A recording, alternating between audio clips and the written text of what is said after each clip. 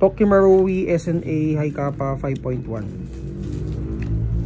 So ano to, limited edition na Joker purple. So yung mga limited edition natin, ito, may ganito siya. Ano to, tawag dito, plate for optic attachment. Ayan. So yung mga regular version, ano lang siya, regular sights lang. And then, ayun, naka-braid na nga siya. Yung slide niya is metal na. So yung TM base is pagka bibili niyo siya ng stock lang talaga siya, plastic yung slide. Hindi pa siya ganito. So ito yung mga spare parts na kasama. Ayan. I mean, kasama yung spare parts pagka kumuha kayo ng unit. So ito yung mga pinagpalitan. So naka-fix barrel na yan. Threaded.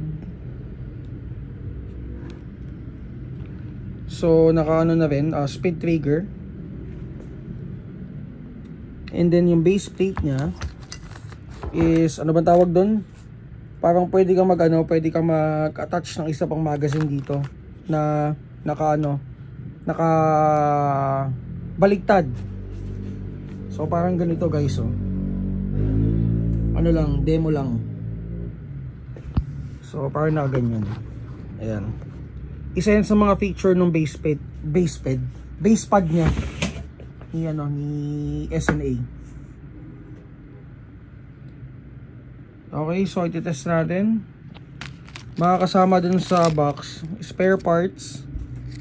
Ito. Kasama na ring under rail. Yung pinaka-base nung pinagpalitan din ng magazine, kasama na rin. And syempre may kasamang case. Ito. So test natin guys. Check natin kung ilang FPS out of the box. By the way, ito palang unit na to, in-upgrade na pala namin. So naglagay na kami ng buffer. Kaya hindi na siya mag-slide lock. Test. Ayan, 330. So check nyo guys yung cycle.